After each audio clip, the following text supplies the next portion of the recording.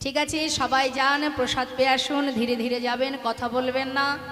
প্রসাদ সেবা করতে হবে, প্রসাদ পাওয়া মাত্রই ভক্ষণ করতে হয়, কারণ প্রসাদ সেবা করলে আমাদের জীবনের হাজার হাজার অপরাধ দূর হয়ে যায়। ভগবানের প্রসাদ থেকে বঞ্চিত হবেন না। এ কথাটা বলেছিল জগন্নাথকে। কে বলেছিল? ইন্দ্রদুম্ন রাজা। তিনি বলেছিলেন জগন্নাথকে, প্রভু তোমার কাছে আমার আর কিছু চাওয়ার নেই, দুটো কথা। এক, তুমি প্রতিটা মুহূর্ত সেবা করে যাবে, সেবার পরে সেবা হবে। তাই আরেকটা কথা কি, যে এই দ্বার, এই যে দরজা কখনো বন্ধ হবে না। দুটো বাসনা, আমি সন্তান চাই না, আমি কিচ্ছু চাই না, তুমি আমার সন্তান, সবাইকে দর্শন দেবে, সারা দিন তোমাকে সবাই যেন দেখতে পায়, আর প্রতিটা মুহূর্ত বারবার তুমি সেবা করবে, আর সেই প্রসাদ জগৎবাসী পাবে। এই সিদ্ধান্ত কেন করেছিলেন জানেন মা? জগন্নাথের চোখগুলো খুব বড় বড়, দেখেছেন তো আপনারা? হ্যাঁ, কেন এত বড় বড় চোখ কেন? হয়তো অনেকেই বলে যে জগন্নাথ যখন নির্মাণ হয় এই বিগ্রহ, তখন রাজার স্ত্রী দরজা খুলেছিলেন, সেই জন্য অসম্পূর্ণ থেকে গেছে। কিন্তু না, এটা ভুল, এটা একেবারেই ভুল বাবা। এটাই কিন্তু এটা আগের পূর্বের পরিকল্পিত। তার প্রমাণ হচ্ছে এই প্রভাস নদীর এই যে যজ্ঞ হয়েছিল বাবা। যখন দ্বারকায় গিয়েছিলেন, দ্বারকায় রুক্মিণী, সত্যভামা, সমস্ত রাজরানীরা মা কৃত্তিদার কাছে জিজ্ঞাসা করেছিলেন যে আমরা আমাদের স্বামীকে এত ভালোবাসি, তারপরেও সে কেন বারবার রাধা রাধা রাধা বলে। তাই মাতা কৃত্তিদা ঘরের মধ্যে বসে সমস্ত কিছু বৃন্দাবনে রাধা গোবিন্দের মহিমা যখন বর্ণনা করছে, দ্বারে রেখেছে কে? জগন্নাথের বোনের নাম কি? হ্যাঁ, সুভদ্রা দ্বারে দাঁড়িয়ে আছে। এখন গোবিন্দ আর বলরাম দুজনে এসে দেখছে দ্বারে সুভদ্রা, ভাবছে নিশ্চয়ই ঘরের মধ্যে কিছু হচ্ছে। যেই না তিনজনে দাঁড়িয়ে আছে, আর রাধারানীর বর্ণনা যখন হচ্ছে, রাধারানীর কথা যখন বলছে, গোবিন্দ সেই কথা শুনতে শুনতে শুনতে শুনতে সর্বশরীর যেন গলে গলে যাচ্ছে, হাত পা ছোট হয়ে যাচ্ছে, হ্যাঁ, চোখ বড় হয়ে যাচ্ছে। এই যে জগন্নাথের যে বিগ্রহের যে রূপ দেখছেন মা, এটাই কিন্তু সেই রূপ। যখন এহেন রূপ দেবর্ষী নারদ যাচ্ছিলেন উপর দিয়ে, প্রভুর সেই রূপ দর্শন করে বলেছিলেন, প্রভু তোমার কাছে একটা বাসনা, এই রূপ শুধু আমি দেখলাম, এই রূপ যেন জগৎবাসী দেখতে পায়, এই রূপ তুমি একবার। তাই সেই রূপ হচ্ছে ওই রূপ মা। আর শুধু তাই নয়, এই যে বড় বড় চোখ, এটা নিয়ে আমরা অনেকে অনেক রকম ভাবি। দেখুন, ভগবান জীবকে এটাই বোঝাচ্ছেন, আপনার ঘরের বাচ্চা, সে যদি ছোট্ট শিশু যার জ্ঞান বুদ্ধি এখনো হয়নি, হঠাৎ যদি কোনো কিছু একটা ভালো কাজ করে, আমরা খুশি হয়ে কি করি মা? গর্বিত হয়ে, আহ কত সুন্দর। এই যে চোখ মোটা করে বলি যে খুব ভালো হয়েছে, ভাবতেই পারিনি আমার সন্তান এমন করবে, তাই না? এই যে খুশি হয়ে, এত ভালো, খুব ভালো। এই যে চোখ মোটা হয়ে, বাচ্চা হয়তো ছোট কিছু করেছে, আপনি খুশি হয়ে তার মনকে সন্তুষ্ট করার জন্য আপনি যে চোখ মোটা করে খুব খুশি হলেন বা তাকে বোঝালেন। জগন্নাথ প্রভু এটাই বোঝাতে চান, আমার ভক্তরা যদি একবার আমার কাছে এসে দাঁড়ায়, আমার ভক্তরা আমার জন্য যতটুকুই করো, সেটাই আমার কাছে অনেক। নিতাই গৌর হরি বল। তাই যে চোখ দুটো বড় বড়, আমরা বলি না, আহ কি সুন্দর, এই যে চোখ বড় হয়ে যায়, প্রভু সেটাই বোঝাচ্ছেন আমাদেরকে যে তোদের অল্পতেই আমি অনেক খুশি হই। হরি বল। সেই জন্য এত বড় বড় চোখ মা। এবার দেখুন, আজ ওই ইন্দ্রদুম্ন রাজা বলেছিলেন, দেখবেন জগন্নাথ মন্দিরের দরজা কখনো বন্ধ হয় না বাবা। রাত্রে মাত্র 2 ঘন্টা দরজাটা বন্ধ থাকে। কেন থাকে? সারাদিন বিশ্ববাসী জগৎবাসী তাকে দর্শন করে, দরজা খোলাই থাকে। আর ওই যে 2 ঘন্টা দরজা বন্ধ হয়, তখন কারা আসে? সমস্ত স্বর্গের দেবদেবীরা যারা জগন্নাথ দর্শনে আসে। ওই 2 ঘন্টা পর আবার দরজা খুলে দেওয়া হয়। তোমা শুধু এটাই কারণ নয়, আর ওই যে প্রসাদ বলেছিলেন ইন্দ্রদুম্ন রাজা, হে প্রভু, ঘোর কলিযুগ, জীব ভজনের পথে যেতে পারবে না। একটু যদি ভজন করে কলি তার এসে চেপে বসবে। দেখবেন মা, হরিনাম শুনতে বসলে অনেকের ঘুম পায় না? সারাদিন তো ভগবানের নাম হয় না, একটু কীর্তন শুনতে বসলেও দেখবেন ঝিমায় অনেক। এটা কলির প্রভাব। মালা জপ করতে করতে 16 মালা বাদ দিন, 4 মালা করতে গেলেও এটা কলির ধর্ম, কলির কাজ। তার মানে এটা ঘোর কলি। তো প্রতিটা মুহূর্ত ধর্মে আপনাকে বিঘ্ন ঘটাবে। তাই তো রাজা বললেন, প্রভু এদের ভজন সাধন কি হবে না হবে জানি না, অন্তত তোমার প্রসাদ সেবা যদি করতে পারে, তাদের হাজার পাপ দূরীভূত করে তোমার চরণ যেন লাভ করতে পারে, এটাই তোমার কাছে আমার কামনা। নিতাই গৌর হরিবল হরিবল। সেই জন্য প্রসাদ থেকে কখনো বঞ্চিত হবেন না। প্রসাদ পাবেন, এখনো যেতে পারেন, প্রসাদ পেতে পারেন, শুরু হয়ে গেছে, প্রসাদ দেওয়া যাবে না। তো আজ একবার সবাই মিলে রাধা নাম গাইব। দুহাত তুলে দেখি একবার, হাত আছে কার কার? সবারই আছে না? হ্যাঁ, এটা না বললে তুলতো না কেউ। তুলেছেন সবাই? রাধে রাধে। ওমা একটু হাতটা তুলতে হবে, পুরোটাই তুলুন। রাধে রাধে রাধে রাধে রাধে রাধে বল, রাধে রাধে রাধে রাধে রাধে রাধে বল বল, রাধে রাধে রাধে রাধে রাধে রাধে বল, রাধে রাধে রাধে রাধে রাধে রাধে রাধে বল, রাধে রাধে রাধে রাধে রাধে রাধে রাধে রাধে বল, রাধে রাধে রাধে রাধে রাধে রাধে বল, বলো রাধে রাধে, বলো রাধে রাধে রাধে রাধে রাধে রাধে বল, রাধে রাধে রাধে রাধে রাধে রাধে বল। বৃন্দাবন কি, সবাই মিলে একবার রাধে রাধে বলবেন। হ্যাঁ, জোরে জোরে।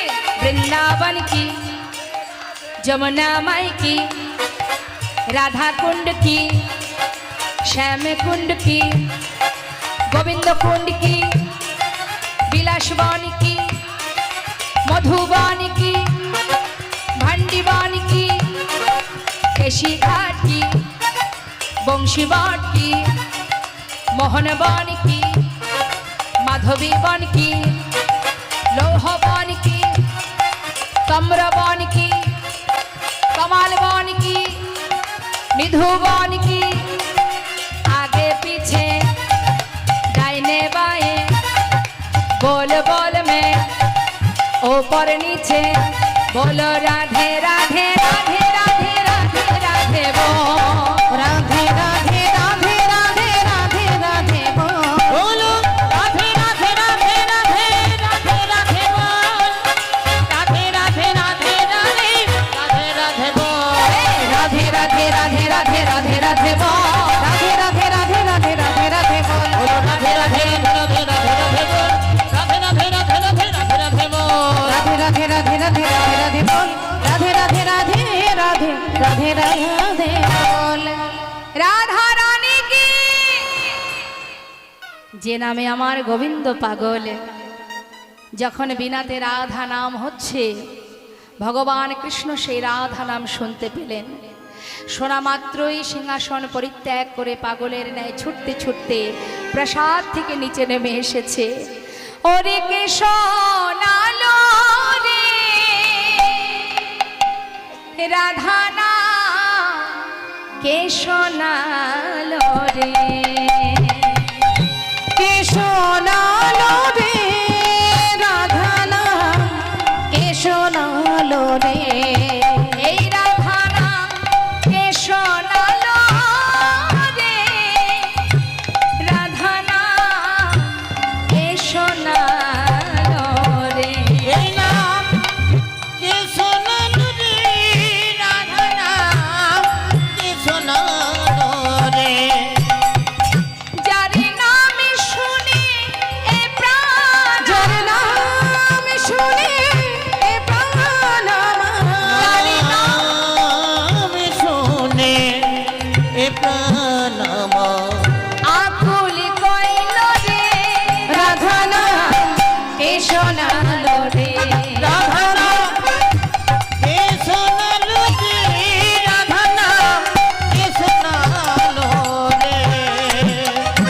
পথে এসে দেখছে দেবর্ষি নারদ। প্রণাম জানিয়ে জিজ্ঞাসা করলেন, মুনিবর, আমি বুঝতে পেরেছি তুমি বৃন্দাবন থেকে এসেছো। সসম্মানে তাকে ভিতরে নিয়ে আসন পেতে বসতে দিলেন। মহারাজ, আজ আপনাকে দেখে আমার বড় কষ্ট হচ্ছে মহারাজ। কেন? আমার বৃন্দাবনে মা যশোমতী, সখাগণ, ব্রজবাসী ব্রজবাসিনী তারা সবাই কেমন আছে? বলো বলো দেবর্ষি, তারা কুশলে আছে তো? মহারাজ, তাদের কথা বাদ দিন, তারা কেমন আছে না আছে সে কথা বাদ দিলাম। আমি তো অবাক হয়ে যাচ্ছি মহারাজ আপনার কথা ভেবে। আর কত অভিশাপ কোড়াবেন মহারাজ? কত মানুষকে আর কাঁদাবে? প্রত্যেকটি মানুষের চোখের জল যে তোমার অভিশাপ হয়ে দাঁড়াচ্ছে মহারাজ। মনে পড়ে কুরুক্ষেত্রের কথা। আজ বৃন্দাবনবাসী সবাই কৃষ্ণ বিরহে কাঁদছে। মা যশোমতী ক্ষণে চৈতন্য, ক্ষণে অচৈতন্য। মহারাজ, আমার যে বড় করুণা হচ্ছে, কি হবে তোমার উপায়? গোবিন্দ বলছে, দেবর্ষি, আমি এখন করব কি? আমার কি উপায় আছে? কি করব আমি? মহারাজ, অভিশাপ থেকে উদ্ধার হতে হবে, মুক্ত হতে হবে। তো কিভাবে হতে হবে? মহারাজ, দেবর্ষি নারদের মনে ইচ্ছা বৃন্দাবনবাসী যাতে দ্বারকায় আসতে পারে, এটাই ছিল তার চিন্তা। কোনো রকমে যজ্ঞ যদি করানো যায়। মহারাজ, মনে পড়ে ত্রেতা যুগের কথা। অপরাধ খণ্ডনের জন্য যজ্ঞ করতে হয় মহারাজ। ত্রেতায় রামের রাজা ছিল, অশ্বমের যজ্ঞ কইল। ত্রেতায় রামের রাজা ছিল, অশ্বমের যজ্ঞ কইল। ত্রেতায় রামের রাজা ছিল, অশ্বমের যজ্ঞ কইল। ত্রেতাতে রাম রাজা ছিল, ত্রেতাতে রাম রাজা ছিল, অশ্বমের যজ্ঞ কইল। দানব্রত যজ্ঞ হবে এবে। মহারাজ, দানব্রত যজ্ঞ হবে এবে। ও মহারাজ, দানব্রত যজ্ঞ হবে এবে। দান করলে কি হয় বাবা? কারোর জীবনে যদি পাপ থেকে থাকে, দান করলে তার সেই অপরাধ দূর হয়ে যায়, পাপ দূরীভূত হয়। দান ধ্যান করতে হয়। তো বেশ, তো কি করতে হবে? যজ্ঞের নিয়ম কি দেবর্ষি? তুমি আমায় সব কিছু বিধান দিয়ে দাও। বলছে, মহারাজ, স্বর্গমর্ত পাতাল সবাইকে নিমন্ত্রণ করতে হবে। শুধু তাই নয়, যে জনা যা চাইবে হাসি মুখে দিতে হবে। যে জন যা চাইবে হাসি মুখে দিতে ওই হবে। যে জনা,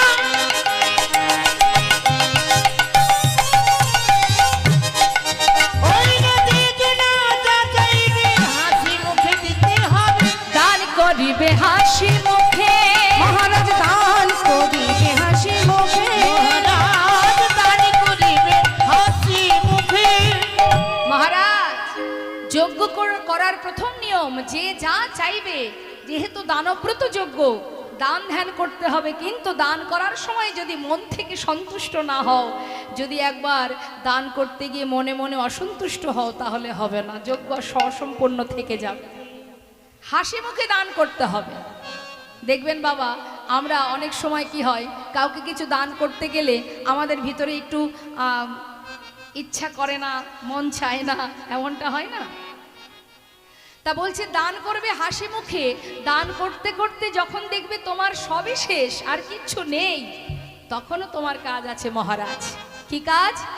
সব শেষে দান দিয়া ভিক্ষার ঝুলি কাঁধে লইয়া। সব শেষে দান দিয়া ভিক্ষার ঝুলি কাঁধে মহারাজ, সব শেষে দান দিয়া ভিক্ষার ঝুলি কাঁধে লইয়া। ভিক্ষা মেগে খাবে মন সুখে। মহারাজ, ভিক্ষা মেগে খাবে মন সুখে। মহারাজ, ভিক্ষা মেগে খাবে মন সুখে। ওই যে তুমি দান করছো, দান করার পরে কি হয়? অহংকার আসে না মা? দেখবেন কেউ যদি কম্বল দান করে, বস্ত্র দান করে, দেখবেন বাবা একটু মনে মনে অহংকার আসে। আমি 1000 কি 2000 বস্ত্র দান করেছি, শীতের দিনে 500 কম্বল দান করেছি, আমি এই করেছি, আমি ওই করেছি, মানে এই অহংকারটা আমাদের জীবনে চলে আসে। সেই জন্য দেবর্ষী নারদ বললেন, হে মহারাজ, হে রাজন, যখনই দানব্রত যজ্ঞে দান করবে হাসি মুখে, দান দিতে দিতে তোমার ভাণ্ডারে সব ফুরিয়ে যাবে, ভিক্ষার ঝুলি কাঁধে নিয়ে দাঁড়ে দাঁড়ে ভিক্ষা করবে, তাও কি মন খারাপ করলে হবে না, হাসি মুখে ভিক্ষা করতে হবে, হাসি মুখে ভিক্ষা করতে হবে মহারাজ। বলি শোনো, হাসি মুখে ভিক্ষা করলে কি হবে? ওই দানের অহংকার দূরে যাবে, দানের অহংকার দূরে যাবে, দানের অহংকার দূরে যাবে, দানের অহংকার দূরে যাবে, দানে ব্রতের এই করিতে দানের অহংকার দূরে যাবে, দানে ব্রতের এই করিতে দানের অহংকার দূরে যাবে, দানে ব্রতের এই করিতে শোনো শোনো হে রাজন, দানে ব্রতের এই করিতে শোনো হে রাজন, দানে ব্রতের এই করিতে ভিক্ষা মেঘে খাবে মন সুখে, মহারাজ ভিক্ষা মেঘে খাবে মন সুখে। নারদের কথা শুনি কহে দেব চিন্তামন, নারদের কথা শুনি কহে দেবী ওই না নারদের কথা শুনি কহে চিন্তামণি, নিমন্ত্রণের ভার কে বালবে, ওই নিমন্ত্রণের ভার কে বানাবে। মহাজন লীলার পাশে দাঁড়িয়ে বলছে, তাহা শুনি মোহন কর চিন্তা কেন দয়াময়, তাহা শুনি মোহন কই চিন্তা কেন দয়াময়, দেবর শিরে ভার দাও এবে, আর দেবর সাথে ভার দাও দেবে। মহারাজ দেবশ্রী ভার দাও এবে। মহাজন বলছে, ও প্রভু, তোমার এত চিন্তা করতে হবে না। দেবর্ষী নারদ সারাদিন তার একটাই কাজ মা, স্বর্গমর্ত পাতাল ঘুরে বেড়ানো, তাই না?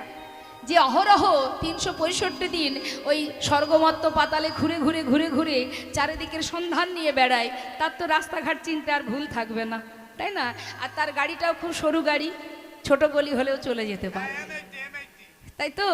সরু গলি হলেও চলে যাবে, চিন্তা নেই, বড় গাড়ি তো নয়। তা দেবর্ষীরে দায়িত্বটা দেয়া হোক। দেবর্ষী নারদ বললেন, তাই হবে প্রভু গোবিন্দ আমার পত্র লিখছেন স্বর্গমর্ত পাতাল সবার জন্য, শুধু লেখেনি বাবা বৃন্দাবনবাসীর জন্য। এমন সময় দাদাকে বলছে, দাদা দেখো তো ঠিক হলো কিনা। দাদা বলছে, হ্যাঁ রে কানাই, এত বড় যজ্ঞ করবি, সবাই আসবে, শুধু আমার বৃন্দাবনবাসী আসবে না? কিরে, তারা যদি না আসতে পারে তাহলে আমিও তো সেই বৃন্দাবনেই থাকি, আমিও তোর যজ্ঞ ছেড়ে চলে যাব। দাদা তুমি এমন কথা বলবে আমি জানি, নিমন্ত্রণ করলে সবাই আসে মা, কি তাই তো? নিমন্ত্রণ না করলে যারা আসে সেই তো আমার আপনজন, নেতাই গৌর হরি বল হরি বল। নিমন্ত্রণ কাদের করা হয় না? যারা ঘরের মানুষ, তাই না? বাইরের মানুষকে নিমন্ত্রণ করা হয়, ঘরের মানুষকে নিমন্ত্রণ করে। তা বৃন্দাবনবাসী যদি আমায় ভালোই বাসবে, আমি তো তাদের নিমন্ত্রণ করব না দাদা। আমি দেখতে চাই বিনা নিমন্ত্রণে কে আসে আমার কাছে, তবেই তো আমি বুঝবো যে তারা আমাকে কত ভালোবাসে। হরি বল হরি বল। দেবর্ষী নারদ স্বর্গমর্ত পাতাল সব সর্বত্রে নিমন্ত্রণ করে হঠাৎ চিন্তা করছে, নিমন্ত্রণের পত্র না হয় প্রভু দেননি, খবর দিতে তো আর বাধা নেই, যায় বার্তাটা অন্তত বৃন্দাবনে দিয়ে আসে। দেরি না করে বিনাতে গান প্রভুর নাম করতে করতে এসে পৌঁছালেন বৃন্দাবনে। আসা মাত্রই মা যশোমতী ক্ষণে চৈতন্য ক্ষণে অচৈতন্য, প্রভু দেবর্ষী নারদের রুনুঝুনু নুপুরের শব্দ পেয়ে মা আমার হঠাৎ যেন তার মনে হলো, এমন করে রুনুঝুনু শব্দ, তবে কি আমার গোপাল এলো? মা, মা কে? তুই কি আমার গোপাল? মা, আমি গোপাল নই গো, আমি দেবর্ষী। তোমার গোপাল যেখানে আছে আমি সেখান থেকেই এসেছি, আমি তার বার্তা এনেছি। ও কি বার্তা? তোমার ছেলে গো মা, আমাদের প্রভু আর দাদা বলরাম দুজনে প্রভাস নদীর তীরে বিশাল যজ্ঞ করবে। মা, আমি এসেছি সেই কারণে এই বার্তা দিতে, আর দেরি করো না, শীঘ্রই যাত্রা করো। মা আমার সন্তানের জন্য কাঁদতে কাঁদতে বাবা চোখে ভালো দেখতেও পান না। যেই না খবর পেয়েছে যে কানাই বলাই দুজনে যজ্ঞ করছে, মায়ের মনে বড় আশা। মা ব্রজবাসীর কাছ হতে ক্ষীর ননি মাখন চেয়ে তাদের কাছ থেকে একটু একটু করে চেয়ে নিয়ে আজ আর তার ক্ষমতা নেই সন্তানের জন্য ননি মাখন তৈরি করবে, তাই ব্রজবাসীর কাছ থেকে ননি মাখন চেয়ে নিয়ে চলেছে বৃন্দাবনে। সবাই যাচ্ছে বৃন্দাবনবাসী, এদিকে রাধা রানী তাকে খবর দিচ্ছে ললিতা বিশাখা, রাধে রাধে ওঠ ওঠ রাই ওঠ, শিগগিরই আয়, ওই দেখ দেবর্ষি এসেছে দ্বারকা থেকে, তোর বধূ কেমন আছে চল একবার জেনে আসি। শ্রীমতী রাধারানী দেবর্ষির কাছে জিজ্ঞাসা করছে, মণিবর আমার পরাণ বধূ কেমন আছে? দেবর্ষি নারদ বলছে, শান্ত হও তোমরা, শান্ত হও, শোনো শোনো, তোমাদের জন্য শুভ খবর এনেছি। কি খবর? বলছেন দেবর্ষি, প্রভাসেতে যজ্ঞ করে কৃষ্ণ বলরাম, প্রভাসেতে যজ্ঞ করে কৃষ্ণ বলরাম, ওই প্রভাসেতে যজ্ঞ করে কৃষ্ণ বলরাম, প্রভাসিতে যজ্ঞ করি, প্রভাসিতে যজ্ঞ করি কৃষ্ণ বলরাম। সেই যজ্ঞের সংবাদ দিতে আমি নারদ যে এলাম, সেই যজ্ঞের সংবাদ দিতে আমি নারদ যে এলাম। যাও যাও প্রভাসের তীরে যাও, যাও যাও প্রভাসের তীরে তোমরা যাও, যাও যাও প্রভাসের তীরে যাও, যাও যাও প্রভাসের তীরে যাও, আর বিলম্ব করো না গো, যাও যাও প্রভাসের তীরে যাও, নানা আর বিলম্ব করো না গো, যাও যাও প্রভাসের তীরে যাও। সেই যজ্ঞের সংবাদ দিতে আমি, সেই যজ্ঞের সংবাদ দিতে নারদ যে এলাম। যেই না রাধারানী সন্ধান পেয়েছে বধূ আমার প্রভাস তীরে যজ্ঞ করবে, তিনি কি করলেন, বৃন্দাবনকে ছেড়ে চিরতরে বধূর দেশে যাবে বলে পসরা সাজিয়ে সখী বেষ্টিত হয়ে মা সবে মাত্র বাইরে পা রেখেছে বাবা। যজ্ঞ বার্তা পেয়ে যাত্রা করিলে নহরায়, আয় বালা গো, যোগবতা বিধাতা বলিলে নরা, আয় বালা গো। সখী গণ সঙ্গে চলে সহিত বড়া, সখী গণ সঙ্গে চলে সহিত পড়ায়, যোগবতা বিধাতা চলিলে নরা, আয় বালা গো। যেই না যাত্রা করেছে, কোথায় ছিল কালস্য কুটিলা ননদিনী, ননদিনী সামনে এসে উপস্থিত, তখন কুটিলা কহে, কুটিলে ওই রাখালেতে মন সপিলে, কুটিলা কহে কুটিলে রাখালে তে মন সপিলে, কুটিলা